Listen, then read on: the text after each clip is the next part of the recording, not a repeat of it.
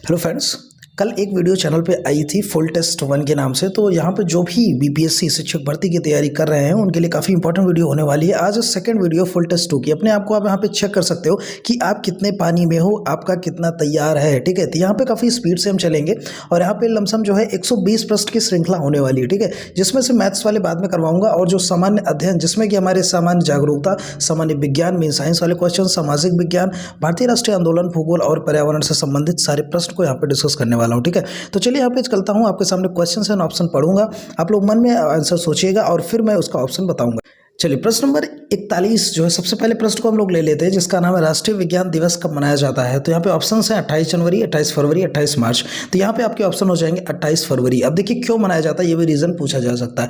तो यहाँ पे देखिए चंद्रशेखर वेंकट रमन मीन सीवी रमन के जो जन्मदिन है 28 फरवरी को, काफ़ी बड़े साइंटिस्ट थे, इसी के उपलक्ष्य में जो है राष्ट्रीय विज्ञान दिवस यहाँ पे मनाया जाता है 28 फरवरी को। प्रश्न नंबर 42 पे चलते हैं, इसमें से पूछ रहा है युग्मों में से कौन सा सही सुमेलित नहीं है। प्रश्न देखने को काफ़ी मिलते हैं कि आपके सामने ऑप्शन आपको दे दिए जाएंगे, मतलब सामने कुछ और क्वेश्चन रहेगा, उसके सामने कुछ और रहेगा, क्या ये आपका सामने सही है कि नहीं, ये चीज़ आपको करेक्ट करना होता है। ठीक है, ये चीज़ पहचानना होता है। सबसे पहले फ्लोरीन्स की बात हो रही है। फ्लोरीन्स में कह रहा है फ्लोरीन युक्त कार्बनिक यौगिक होता है। फिर शुष्क बर्फ की बात हो रही है, ठोस कार्बन डाइऑक्साइड होता है। केराटिन की बात हो रही है, मानव चर्म बाहरी परत में पाया जाता है। अब देखिए यहाँ पे फ्लोरीन्स की अगर हम बात कर ले तो फ्लोरीन्स के यहाँ पे 3 अपयक हैं, ऐसा हम लोग यहाँ पे कह सकते हैं, 3 अपरूप है ऐसा हम लोग कह सकते हैं। सबसे पहले आपका आ जाता है ग्रेफाइट। ठीक है, तो कार्बन का ही यहाँ पे ये अप्रूफ है, ग्रेफाइट है। फिर आपका हीरा आ जाता है, डायमंड जिसको कहा जाता है, तो आपके ग्रेफाइट, डायमंड और फिर तीसरा फ्लोरीन्स होता है। ठीक है, तो कार्बन के 3 अपयक है। तो देखो फ्लोरीन्स में टोटल कार्बन ही मिले होते हैं, फ्लोरीन खुद नहीं मिला होता। ठीक है, कार्बन से जो है मिल के बना होता है फ्लोरीन, ऐसा कह सकते हैं हम लोग। ठीक है, तो इस हिसाब से जो है यहाँ पे फ्लोरीन सुमेलित नहीं है, ये चीज़ कहा जा सकता है। और अगर शुष्क बर्फ की बात करें तो ठोस कार्बन डाइऑक्साइड होता है, ये चीज़ सही है। केराटिन की अगर हम बात कर ले तो मानव चर्म के बाहरी परत में पाया जाता है, ये भी यहाँ पे बिल्कुल करेक्ट है। ठीक है, चलिए प्रश्न नंबर 43 पे हम लोग चलते हैं। और 43 यहाँ पे कहता है कि स्टेनलेस स्टील मिश्र धातु है।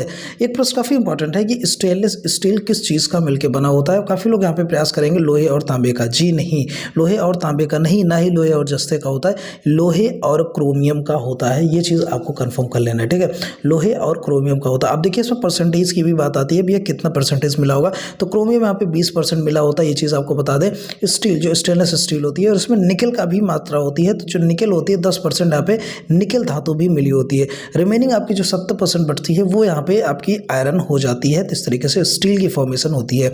अब देखिए लौंग जो हम लोग खाते हैं नॉर्मली किचन में हमारे इस्तेमाल होते हैं, तो यहाँ पे बात आ रही है लौंग। लौंग भैया है क्या, तना की गांठें हैं, जड़ की गांठें या बंद कलियां हैं। तो लौंग को हमने देखा होगा कुछ इस तरीके से बना होता है। अगर इमेज की बात करें हम लोग तो लौंग जो है कुछ इस तरीके से ऐसे फूल करके बना होता है। ठीक है, तो यहाँ पे अगर देखा जाए तो बंद कलियां ही तो एक तरीके से दिखती हैं, तो यहाँ पे ऑप्शन हो जाएगा बंद कलियां कहा जा सकता है। ठीक है, तो लौंग को बंद कलियां या पुष्पकलिका भी कहा जाता है, ये भी आप ध्यान रखिएगा। तो पुष्पकलिका भी यहाँ पे ऑप्शन आ सकता है। 45वें में है कि निम्नलिखित ग्रहों को उनकी सूर्य से दूरी के बढ़ते क्रम में व्यवस्थित कीजिए। अब देखिए ग्रह की अगर बात आ गई तो यहाँ पे कुछ चीज़ें आपको मैं कंफर्म कर देना चाहता हूँ कि ग्रह याद करने का तरीका आपको बता देता हूँ। ग्रह से संबंधित प्रश्न बार बार पूछे जाते हैं। ठीक है, देखिए ग्रह देखिए 2 भागों में बांटे गए, एक आंतरिक ग्रह होते हैं और दूसरा बाह्य ग्रह होते हैं। ठीक है, तो जो आंतरिक ग्रह होते हैं उसमें आपके 4 आंतरिक ग्रह होते हैं, जिसमें से आपके जैसे जो आपके डेज वीकली डेज होते हैं ना, ऐसे याद कर सकते हो। जैसे कि मंगल आपका आता है ना, मंगल आता है, फिर आपके बुध आते हैं।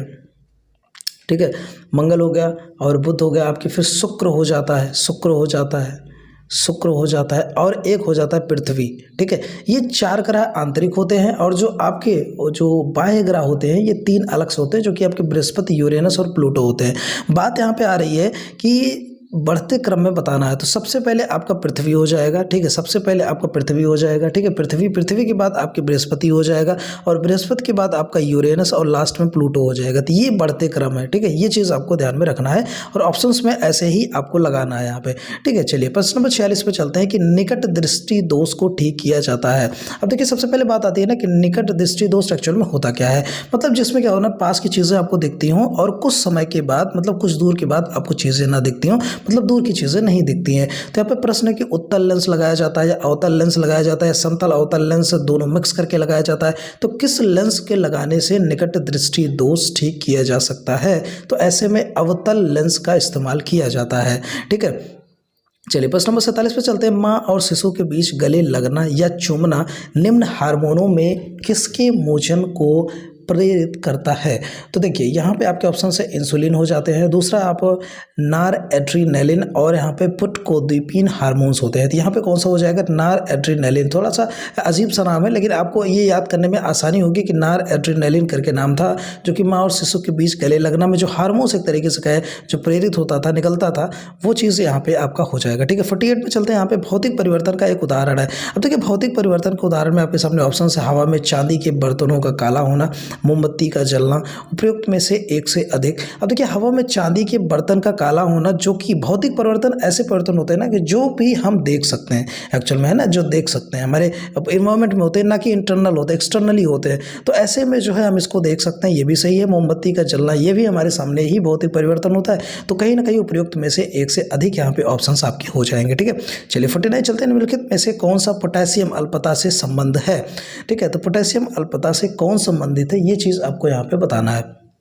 देखिए वृक्क क्षति, मैंने बार बार आपको कहा है वृक्क क्षति मतलब जो कि यहाँ पे किडनी से संबंधित प्रश्न होता है। पेशीय लकवा, ये पेशाब से संबंधित होता है। निम्न रक्तचाप मीन्स लो ब्लड प्रेशर की बात होती है। ठीक है, और रक्ताल्पता, ये जो है एनीमिया की बात होती है। ठीक है, तो यहाँ पे पोटेशियम अल्पता मतलब पोटेशियम की कमी से कौन से रोग होते हैं? तो एक तरीके से निम्न रक्तचाप होने की जो है यहाँ पे संभावना हो जाती है, मीन्स लो ब्लड प्रेशर यहाँ पे होने की संभावना होती है। ठीक है, 50 नंबर पर चलते हैं। तब कोई प्रतिक्रिया नहीं होती जब भाप गुजरती है ऊपर से। अब देखिए यहाँ पे प्रश्न में थोड़ा सा एडिट करते हैं कि नहीं मतलब होती है ऐसे। ठीक है, ये प्रश्न मैंने बार बार पढ़ा और जो मैंने इसके ऑप्शंस जाके देखे तो ये प्रश्न जो है थोड़ा सा गलत था कि तब कोई प्रतिक्रिया नहीं मतलब तब कोई प्रतिक्रिया होती है जब भाप गुजरती है। तो एल्युमिनियम से जब जो है भाप गुजरती है तब यहाँ पे प्रतिक्रिया एल्युमिनियम ऑक्साइड बना लेती है। ये चीज़ आपको ध्यान में रखना, जब भाप जो है एल्युमिनियम के ऊपर से गुजरती है। फिर बात आती है 51, एक सामान्य शुष्क सेल में विद्युत अपघटय होता है। तो सामान्य शुष्क सेल में विद्युत अपघटय क्या होता है? जिसमें कि जस्ता है, सल्फ्यूरिक अम्ल आपको सामने देखने को मिल जाता है और अमोनियम क्लोराइड देखने को मिल जाता है। तो सामान्य शुष्क सेल में विद्युत अपघटय क्या हो जाएगा? तो अमोनियम क्लोराइड हो जाएगा, NH4Cl। अगर फार्मूले की बात आए ना तो NH4Cl भी आप लोग कह सकते हो। तो अमोनियम क्लोराइड यहाँ पे आपका ऑप्शन नंबर सही हो जाएगा। ठीक है, प्रश्न नंबर 52 पे हम लोग देख लेते हैं कि 52 में क्या चीज़ कह रहा है। यहाँ पे जो मिलान वाला क्वेश्चन है ये, तो मिलान में क्या चीज़ कह रहा है कि सूची 1 को 2 से सुमेलित करना है और दिए गए कोड का प्रयोग करते हुए सही उत्तर आपको चुनना है। ठीक है, देखिए रेटिनाल है और यहाँ पे देखिए एक चीज़ बता दें कि रेटिनाल, थोड़ा सा दिमाग लगाने वाली बात होती है। रेटिना आपने कहाँ पढ़ा था? रेटिना कहीं ना कहीं आपने वहाँ पढ़ा था कि जो आँख की लेंस होती है जिससे देख पाते हैं उसको रेटिना कहते हैं। तो रेटिना का संबंध जो है तुरंत देखिए नेत्र से आ गया, एक ऑप्शन मिल गया और जैसे ही एक ऑप्शन मिल जाता है ना तो तुरंत आपके ऑप्शन से धड़ाधड़ लगने लगते हैं। चलिए नीचे आपको दिखा देते हैं। जैसे रेटिना का 1 का 3 आता है तो इस तरीके से देखिए किसी 1 का 3 यहाँ पे आ गया ना, फिर B का 4 हो जाएगा, C का 1, इस तरीके से आप लोग मैच करा सकते हो। ठीक है, इस तरीके से आप लोग एक ऑप्शन पकड़िए, उसके बाद जो है मैच होता चला जाएगा। प्रश्न नंबर 53 में चलते हैं कि डायनामो की बात कर लें तो वैद्युत ऊर्जा को गतिज ऊर्जा में बदलता है। डायनामो का एक्चुअल में एक इंस्ट्रूमेंट है, ये करता क्या, ये चीज़ पूछा जा रहा है। फिर यहाँ पे देखिए यांत्रिक ऊर्जा को वैद्युत ऊर्जा में परिवर्तित करता है या वैद्युत ऊर्जा को यांत्रिक में करता है। कहने का मतलब यांत्रिक ऊर्जा में मैकेनिकल को जो है इलेक्ट्रिकल में, या पे इलेक्ट्रिकल से या मैकेनिकल में, या इलेक्ट्रिकल से गतिज मीन्स यहाँ पे गतिज ऊर्जा में मीन्स यहाँ पे जो है आपका ये भी जो है मैकेनिकल ही हो जाएगा। ठीक है, मैकेनिकल एनर्जी हो जाएगी। तो कौन सा डायनामो यहाँ पे क्या चीज़ यहाँ पे निकल के आएगा? तो डायनामो इस्तेमाल होता भी है मैकेनिकल मीन्स की यांत्रिक ऊर्जा को वैद्युत ऊर्जा में बदलने के लिए। ठीक है, काइनेटिक एनर्जी में नहीं चेंज करता है, मैकेनिकल से जो है इलेक्ट्रिकल में चेंज करता है। ये चीज़ आपको ध्यान कर लेना है। क्या चीज़? डायनामो। 54 प्रश्न पे चलते हैं। यहाँ पे भारत में प्रचुर मात्रा में उपलब्ध महत्वपूर्ण नाभिकीय ईंधन है। अब देखिए प्रचुर मात्रा में क्या उपलब्ध है? नाभिकीय ईंधन मीन्स कि यहाँ पे फ्यूल की यहाँ पे बात की जा रही है, न्यूक्लियर फ्यूल। ठीक है, नाभिकीय मीन्स न्यूक्लियर फ्यूल की बात की जा रही है। तो प्रचुर मात्रा में क्या चीज़ उपलब्ध भी है? थोरियम। ये चीज़ कहाँ पाया जाता है? केरल में पाया जाता है। ये चीज़ भी ध्यान रखना है, केरल में पाया जाता है थोरियम, जो कि प्रचुर मात्रा में, अच्छे मात्रा में उपलब्ध है और जिसके इस्तेमाल से जो है हम लोग यहाँ पे आए दिन कोई ना कोई टेस्ट करते रहते हैं। ठीक है, चलिए जो न्यूक्लियर टेस्ट होता है। फिर 55 की बात कर लेते हैं कि आकाश नीला लगता है क्यों? इसका कारण बताइए, नीला क्यों लगता है? आपके सामने ऐसे प्रश्न बार बार देखने को मिले होंगे, लेकिन ऑप्शंस में आप कंफ्यूज होते थे, लेकिन आज क्लियर हो जाएगा। देखिए सूर्य के प्रकाश में नीला रंग और रंगों से अधिक होता है। इनका कहने का मतलब ऑप्शन 1 है। दूसरा है लघु तरंग दीर्घ तरंगों की अपेक्षा वायुमंडल द्वारा अधिक प्रकीर्ण होती हैं। तीसरा है नीला रंग नेत्र को अधिक सुखराही है। ऐसा नहीं है भैया कि हाँ नेत्र को जो पसंद आ रहा है, ऐसा कुछ नहीं है। सूर्य के प्रकाश में नीला रंग और रंगों से अधिक होता है, ऐसा भी कुछ नहीं है। यहाँ पे बात होती है वेवलेंथ की। ठीक है, अब वेवलेंथ समझाने का प्रयास करें, तरंग दैर्घ्य की बात होती है। देखिए रेड कलर आप जानते होंगे ना, जिसकी जो स्ट्रेट वेवलेंथ होती है, जो चमक होती है दूर तक जो जाती है, वो यहाँ पे रेड लाइट होती है। ठीक है, 1.8 अगर बात करें गुना, 1.8 गुना जो है नीली लाइट से ज़्यादा प्रकाशित होती है रेड लाइट जो कि दिखती है हमें। लेकिन यहाँ पे अगर हम वायुमंडल की बात करें तो वायुमंडल में क्या होता है, वायुमंडल में जो लघु तरंग दैर्घ्य होती हैं उसकी अपेक्षा, ठीक है, दीर्घ तरंगों की अपेक्षा वायुमंडल द्वारा अधिक प्रकीर्ण होती हैं, जिसके कारण हमें आकाश नीला दिखाई देता है। कहने का मतलब ये यहाँ पे निकल के आ जाता है। देखिए प्रश्न नंबर 56 की बात कर लेते हैं कि अचार है, जैम है, जेली है एवं चटनियाँ हैं बनाकर रखते हैं सीसी, मतलब बनाते समय सीसी और मर्तबान जो होता है उसको पहले सुखाया जाता है। क्यों सुखाया जाता है, ये रीज़न यहाँ पे पूछा जा रहा है। तो चलिए देख लेते हैं ऑप्शन है। उसमें रखने से यह सब आकर्षक लगते हैं, तो ऐसा भैया बिल्कुल नहीं है कि ये आकर्षक लगने के लिए सीसियों को सुखाया जाता है, गलत हो जाएगा। रखे गए पदार्थ को देखना आसान हो जाता है, ऐसा भी नहीं है, क्योंकि ट्रांसपेरेंट बने कभी कभी कलरफुल बॉक्स में भी रखे जाते हैं अचार वगैरह बोतल में। फिर नमी वायु एवं ताप से पदार्थ पर फफूंदी आने का खतरा होता है, सही बात है। अगर नमी वायु या वहाँ पे पानी होगा, ताप होगा, तो वहाँ से फफूंदी लगने का खतरा होता है। इसीलिए जो है जो भी यहाँ पे जिसमें भी अचार कंटेनर रखा जाता है, अचार को कंटेनर में उसे सुखा लिया जाता है धूप में।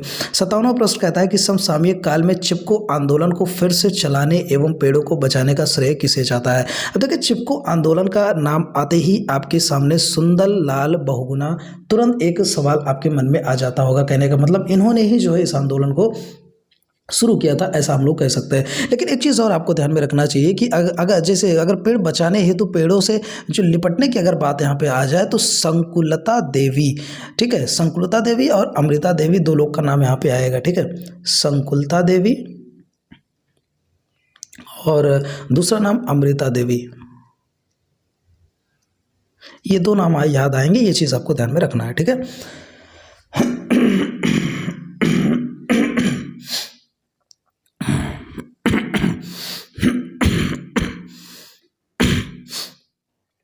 प्रश्न नंबर 58 आपके सामने है कि जैसे देखिए एक मधुमक्खी है, किस स्थिति में 8 अंक की तरह उड़ती है तथा वह साथ ही मधुमक्खियों को क्या संदेश देना चाहती है। 8 अंक मीन्स कहने का ये है कि जब ये उड़ती है ना तो कुछ इस तरीके से अपना फिगर बनाती है, जैसे 8 आप देख रहे हैं ना, 8 इस तरीके से बनाती है।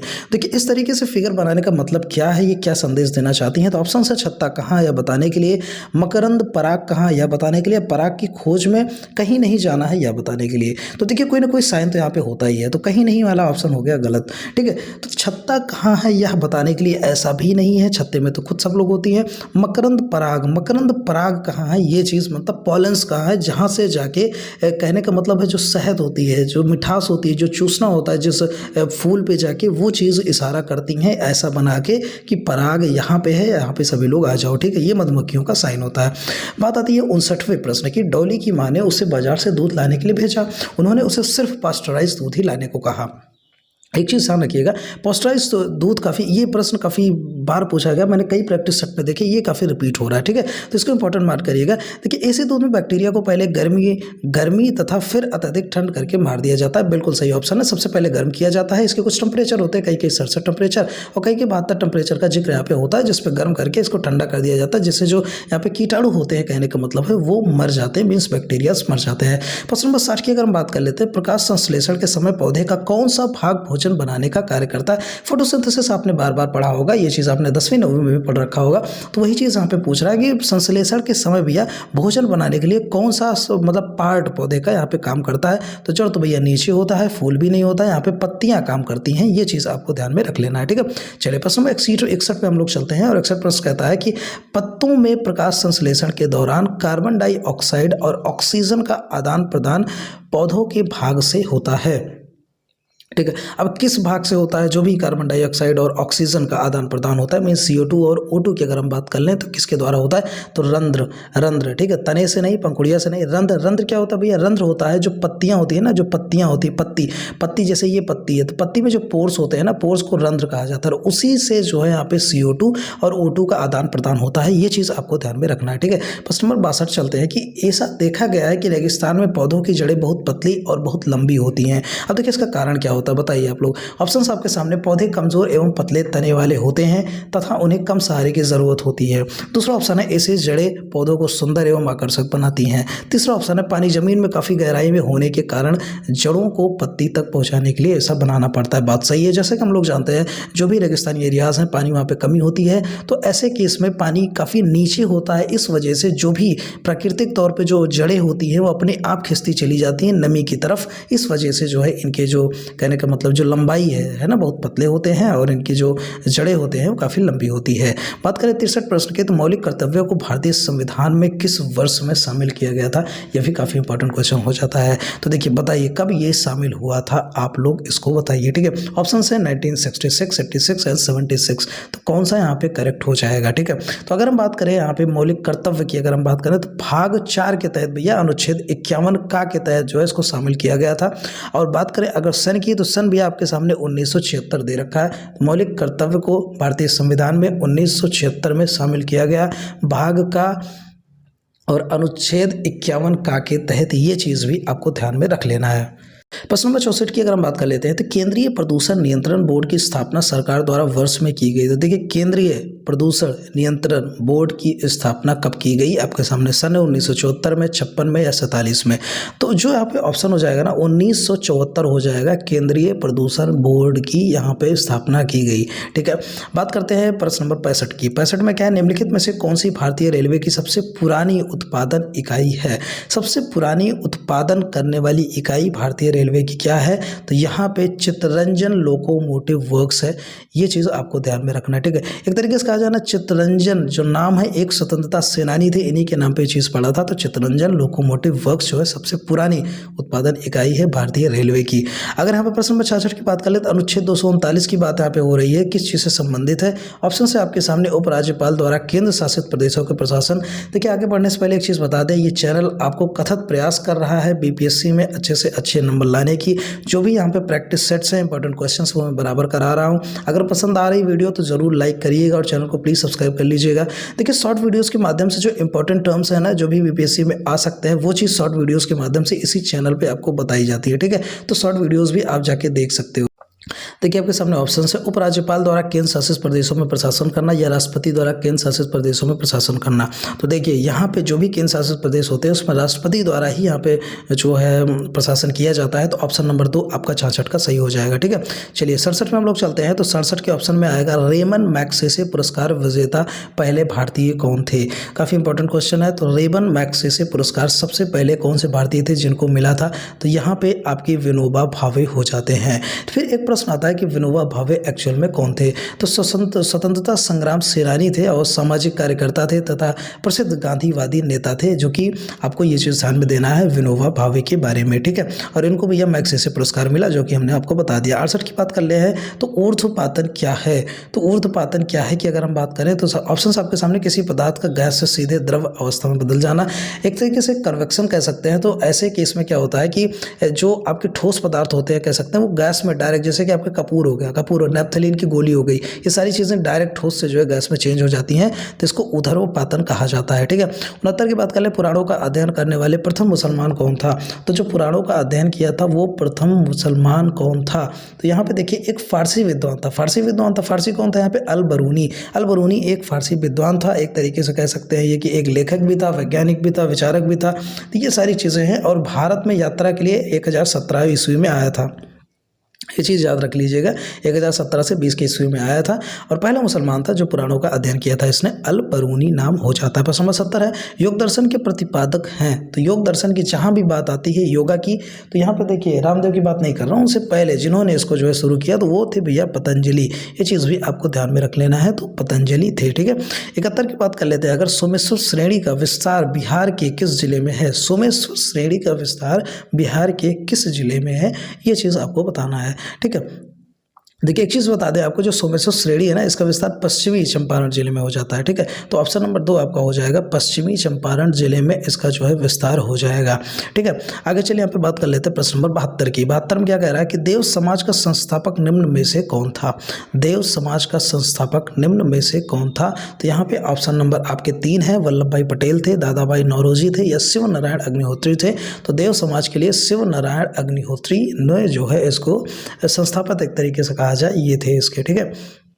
अब देखिए अग्निहोत्री की अगर हम बात कर लें, थोड़ा सा अगर आपको बता दें तो अगर इनके बारे में आ सकता है ऐसा, तो ये उत्तर प्रदेश के अकबरपुर में इनका जन्म हुआ था। ये भी आपको थोड़ा सा ध्यान में रख के चलना है।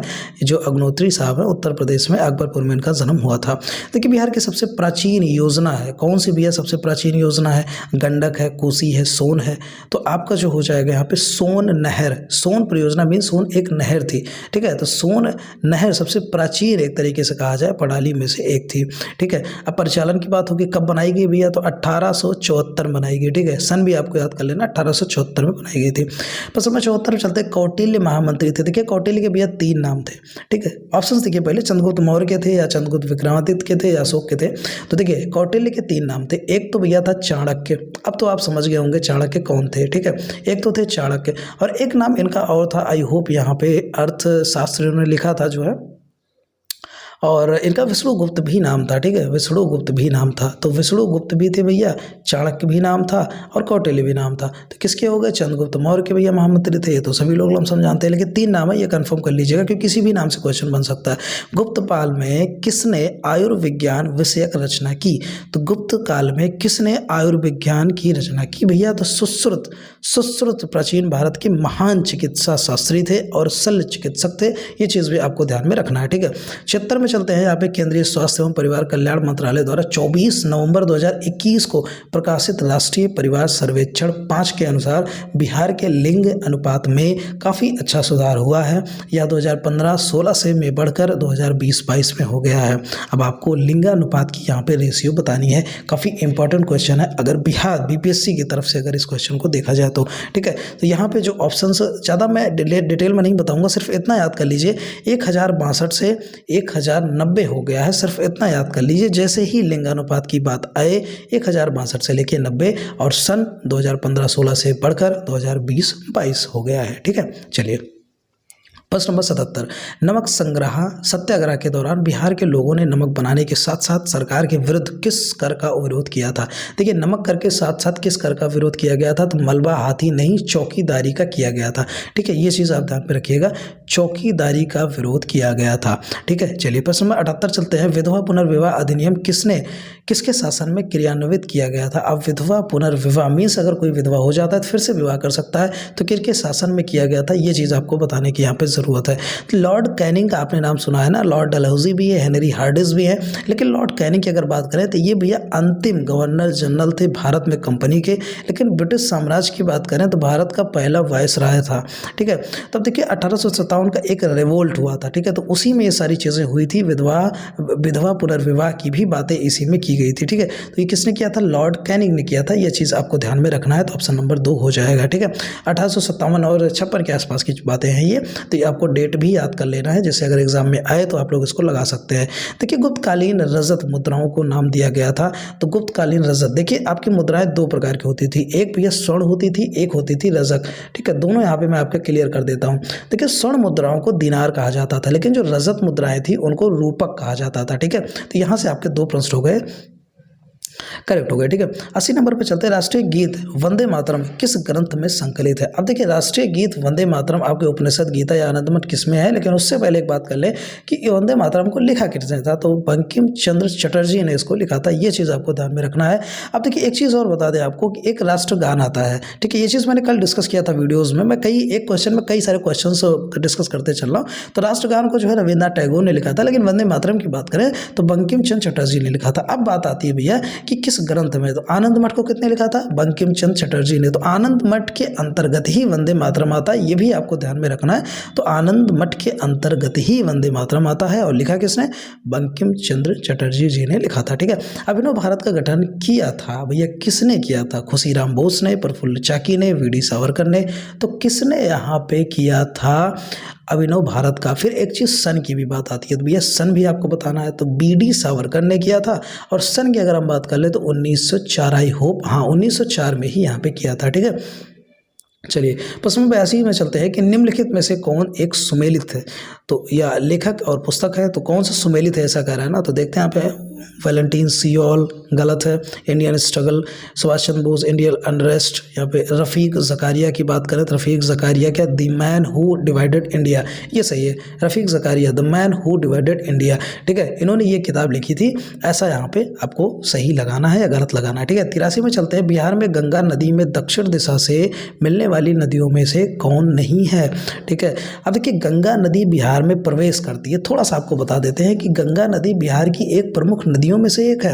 ये चौसा के निकट यह बिहार के मैदान में प्रवेश करती है और बिहार के मैदान को 2 भागों में बांटते हुए बंगाल में प्रवेश करती है, ये चीज़ आप जान गए, ठीक है। तो जो चौसा के निकट है वहाँ से जो है प्रवेश करती है, बिहार के मैदान को 2 भागों में विभाजित करती है और ये बंगाल में चली जाती है गंगा नदी, ठीक है।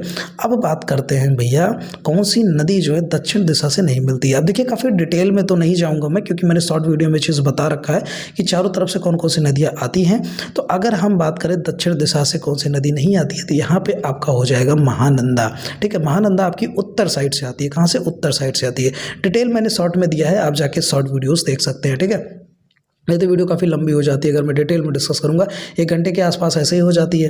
देखिए 84 प्रश्न क्या आ जाती है, चंपारण का सत्याग्रह वर्ष में हुआ था, किस वर्ष में हुआ था चंपारण का सत्याग्रह की अगर हम बात करें तो, ठीक है। यहाँ पे आपको डायरेक्ट बताता हूँ 1917 में हुआ था चंपारण सत्याग्रह। देखिए बिहार का एक जो है एक तरीके से कह सकते हैं जगह है, चंपारण जिला एक तरीके से कह सकते हैं। ये महात्मा गांधी के नेतृत्व में जो है किसान विद्रोह किया गया था, जो कि 1917 में हुआ था, ठीक है। चलिए अब 85 में चलते, गांधी जी ने जिस विदेशी पत्रकार को दांडी मार्च के समय अपने साबरमती आश्रम में ठहराया था वह कौन था, ठीक है। अब देखिए वह कौन था, तो वेब मिलर था। अब प्रश्न ये बनता है ना कि ये भैया आया कहाँ से था, तो वेब मिलर जो था ना एक अमेरिकी पत्रकार था, ठीक है, अमेरिकी पत्रकार था, जो कि 12 मार्च 1930 को आया था दांडी में प्रस्थान करने के लिए, ठीक है। चलिए प्रश्न नंबर यहाँ पे बात कर लेते हैं 86 की। तो जो 86वां प्रश्न है यहाँ पे ये कहता है कि ध्रुव की दादी आंवला, अमरूद, नींबू तथा संतरा आदि का सेवन नहीं कर सकती हैं, तो विटामिन सी के उत्तम स्रोत हैं, उपेक्षित की है उनमें से कौन सा बीमारी का रोग हो सकता है। अब देखिए इस प्रश्न में भी थोड़ी सी यहाँ पे एडिट की सवाल होती है कि नहीं कर सकती, मतलब कर सकती हैं, ठीक है, ये कर सकती हैं। अब ऐसा देखिए जो आंवला, अमरूद, नींबू विटामिन सी के अच्छे स्रोत हैं, तो ये भैया किस में इस्तेमाल किए जाते हैं, स्कर्वी में, ठीक है, स्कर्वी में इस्तेमाल किए जाते हैं, ये चीज़ आपको ध्यान में रखना है। प्रश्न नंबर 87 में चलते हैं कि सोयाबीन, बादाम, पनीर, मटर एवं राजमा आदि से शरीर का विकास करने की प्राप्ति होती है। तो देखिए इसमें मिलता क्या एक्चुअल में, ठीक है, इससे क्या प्राप्ति होती है, तो वसा मिलती है, नहीं शर्करा, नहीं विटामिन से मिलती है, ठीक है, तो विटामिन से मिलती है इन सारी चीज़ों से। प्रश्न नंबर 88 में चलते, कार्बोहाइड्रेट किन गैसों के मिश्रण से तैयार होता है, तो कार्बोहाइड्रेट जो भैया carbon, hydrogen and oxygen CHO तीनों से मिलके यहाँ पे इसका जो है एक तरीके से कहें मिश्रण से जो है तैयार हो जाता है। प्रश्न नंबर 89 में चलते हैं, प्राचीन काल में महलों एवं किलों में बावली बनी होती थी। अब बावली क्या होती है भैया, बावली ऑप्शन से सीढ़ी नुमा कुआं था, कच्ची ईंटों का घर होता था, लकड़ी की बनी इमारत थी।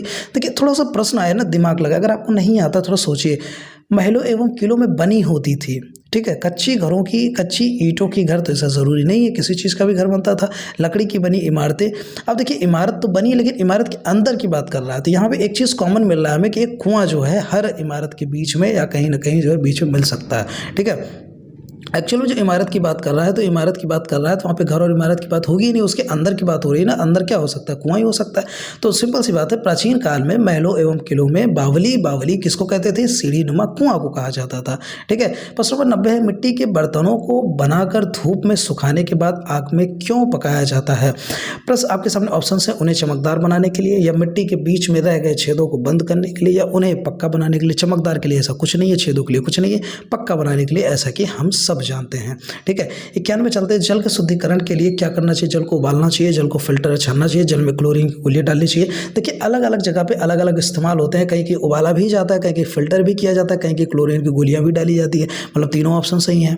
तो ऐसे केस में जो हमारा चौथा ऑप्शन कभी भी नहीं हमें मिलता है, लेकिन यहाँ पे चौथा ही सही होगा, उपर्युक्त में से एक से अधिक। कभी कभी ये ऑप्शन भी काम कर जाते हैं, ठीक है।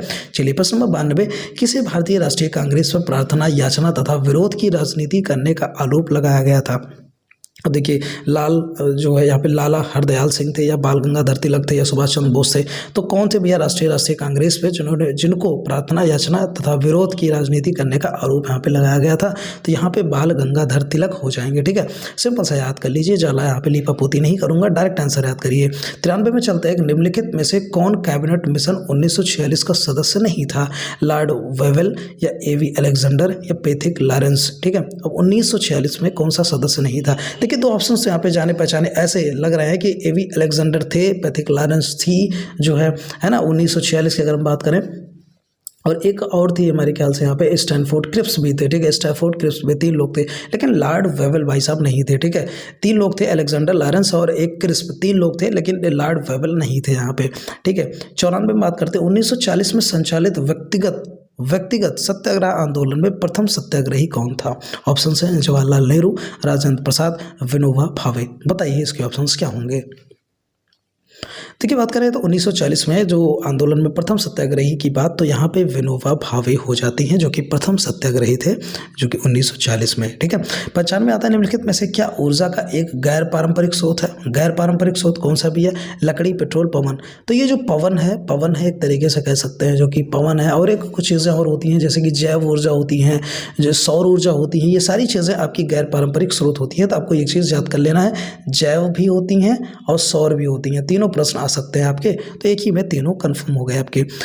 96 पे चलते हैं, निम्नलिखित में से कौन चौरी चौरा कांड का वास्तविक तिथि है? तो चौरी चौरा कांड कब हुआ था? जैसे कि मैंने बताया था आपको 28 अप्रैल 1919 में जो है यहाँ पे आपका हुआ था जलियांवाला बाग। ठीक है, एग्जैक्ट डेट कभी कभी पूछ लेता है, तो 28 अप्रैल 1919 में हुआ था जलियांवाला बाग, लेकिन यहाँ पे चौरी चौरा कांड की बात हो रही है। तो चौरी चौरा कांड कब हुआ था? तो 5 फरवरी 1922 को हुआ था चौरी चौरा कांड। ठीक है, एग्जैक्ट डेट आपको याद रखना है। प्रश्न नंबर 97, एक साप्ताहिक के रूप में यंग इंडिया का शुभारंभ किया था। यंग इंडिया का शुभारंभ भैया एक साप्ताहिक के रूप में यहाँ पे किया गया था। साप्ताहिक मतलब समझते हैं आप, एक तरीके से एक प्रकाशन हो गया। ठीक है, तो इसको किया था होम रूल पार्टी ने किया था, जो कि पढ़ने के लिए लोगों के लिए जो है यहाँ पे किया गया था एक साप्ताहिक जिसका नाम था young India home rule party के द्वारा। ठीक है, अब चलिए यहाँ पे बात कर लेते हैं 97 की बात। प्रश्न नंबर 98 में अगर भारत के राष्ट्रपति के चुनाव में कोई विवाद है तो उस विवाद को सौंपा जा सकता है। देखिए राष्ट्रपति के चुनाव में अगर कोई भी मामला होता है तो भारत के महासचिव को सौंपते हैं या संसद या भारत के सर्वोच्च न्यायालय को सौंपा जाता है। तो यहाँ पे आपका आंसर हो जाएगा भारत के सर्वोच्च न्यायालय को ही सोचा जाएगा, क्योंकि जो है यहाँ पे राष्ट्रपति जो है काफ़ी सबसे बड़ी पोस्ट होती है अगर देखा जाए तो इस तरीके से, इसीलिए सर्वोच्च न्यायालय में ही इनका जो भी लेखा जोखा है वो यहीं पे होता है, यहीं पे सुनवाई होती है, यहीं पे शिकायत होती है। 99 प्रश्न की बात कर लेते हैं। भारतीय संविधान भारत के राष्ट्रपति को अधिकार नहीं देता है। भारत के राष्ट्रपति क्या नहीं कर सकते हैं? ऑप्शन है प्रधानमंत्री की नियुक्ति, या राज्यों के मुख्यमंत्री की नियुक्ति का, या रक्षा बलों के सर्वोच्च कमांडर का। अब देखिए राज्यों के मुख्यमंत्री की नियुक्ति का यहाँ पे हमारे ख्याल से जो भारतीय संविधान में राष्ट्रपति को अधिकार नहीं होना चाहिए। ठीक है, क्योंकि अगर देखा जाए तो जो भारत के मुख्यमंत्री हैं ये भैया राज्यपाल द्वारा यहाँ पे नियुक्त वगैरह किए जाते हैं। तो यहाँ पे भैया हाथापाई करने का मतलब है इसके बीच में इनको अधिकार नहीं होता है कुछ करने का। तो ऑप्शन नंबर 2 हो जाएगा। ठीक है, फिर चलते हैं प्रश्न नंबर 100। भारतीय संविधान की प्रस्तावना में जिन आदर्शों एवं उद्देश्यों की रूपरेखा दी गई है उसकी आगे व्याख्या की गई है।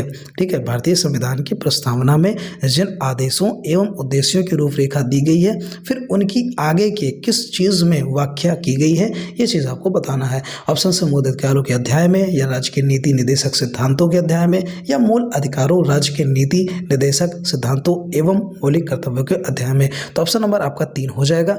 मूल अधिकारों में, राज्य के नीति निर्देशक सिद्धांतों में और मौलिक कर्तव्यों के अध्यायों में चीज़ों को एलेबोरेट किया गया है। ठीक है, चलिए प्रश्न नंबर आपका आ जाता है 101। भारतीय संविधान के लिए प्रथम संशोधन विधेयक है। भारतीय संविधान के लिए प्रथम संशोधन विधेयक है। ठीक है, सबसे पहला संशोधन विधेयक कब हुआ? भारतीय संविधान में। ठीक है, तो ऑप्शंस आपके सामने यहाँ पे हैं, तो 1951 आपका करेक्ट हो जाएगा। 3 ऑप्शंस आपके सामने देखने को मिलते हैं, लेकिन 1951 जो है यहाँ पे करेक्ट हो जाएगा। ठीक है, पहली बात जो है संविधान संशोधन यहाँ पे विधेयक हुआ था, जिसमें हुआ क्या था, एक तरीके से बता दें आपको, भूमि सुधार। क्या हुआ था? भूमि सुधार हुआ था। और दूसरा यहाँ पे क्या चीज़ हुआ था?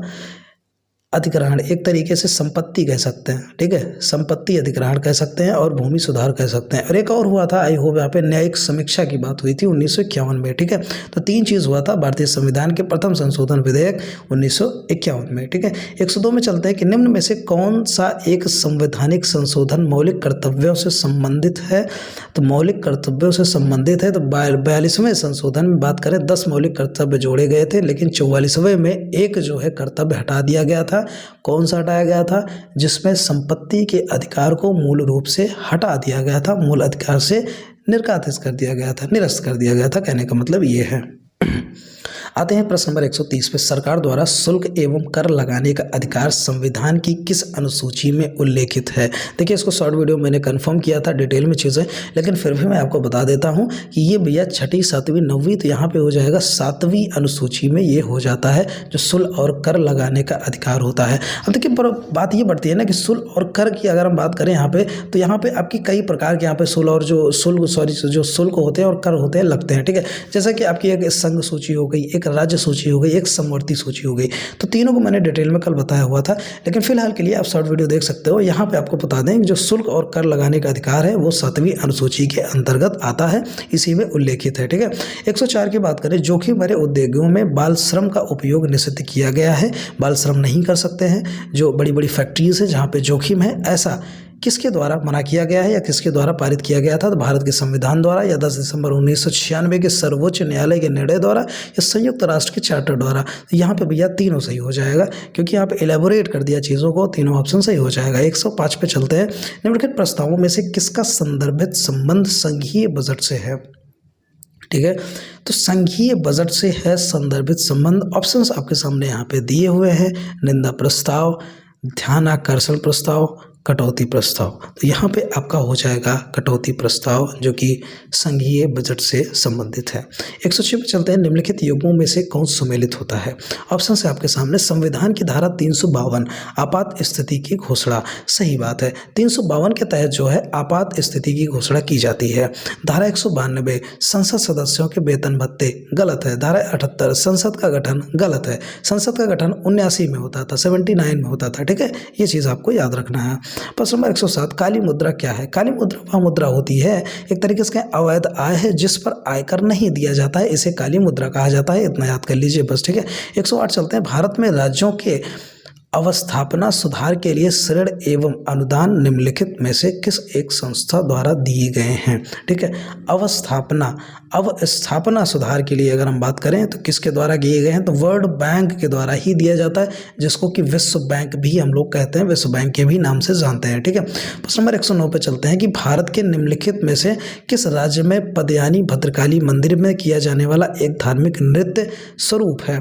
तो पदयानी जो नृत्य है भद्रकाली मंदिर में किया जाता है, तो कहाँ पे किया जाता है, ये चीज़ यहाँ पे पूछा जा रहा है। तो आपके सामने ऑप्शन आ जाएगा केरल में, ठीक है। अब केरल में कहाँ पे, पंपा नदी के ऊपर किया जाता है, ठीक है। पंपा नदी के ऊपर ये मंदिर एक तरीके से कह सकते हैं, ठीक है। केरल में पंपा नदी के ऊपर भद्रकाली मंदिर है जहाँ पे पदयानी डांस किया जाता है। 110 पे चलते हैं, निम्नलिखित में से कौन सा एक पारिस्थितिकी तंत्र पृथ्वी के सर्वाधिक क्षेत्र पर फैला हुआ है। तो देखिए पानी की अगर बात करें सबसे ज़्यादा तो सामुद्रिक पानी ही फैला हुआ है, पीने का पानी नहीं, सामुद्रिक पानी फैला हुआ है, ठीक है। चलिए 111 की बात कर लेते हैं, सूची 1 और 2 को सम्मिलित करना है।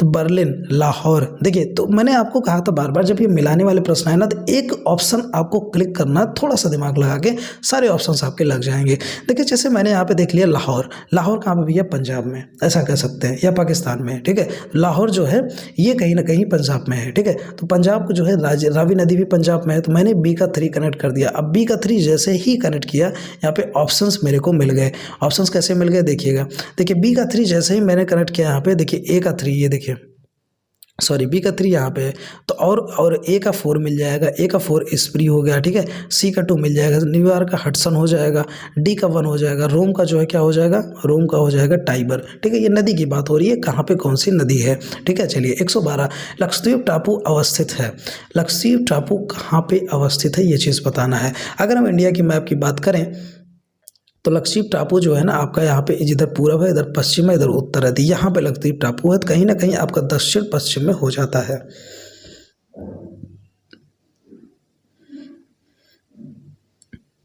चलिए प्रश्न नंबर 113 देख लेते हैं। संयुक्त राज्य अमेरिका में सिलिकॉन वैली अवस्थित है। देखिए संयुक्त राज्य अमेरिका में सिलिकॉन वैली कहाँ पे अवस्थित है? तो सिलिकॉन वैली है कैलिफोर्निया में। कहाँ पे? कैलिफोर्निया में अवस्थित है। ठीक है।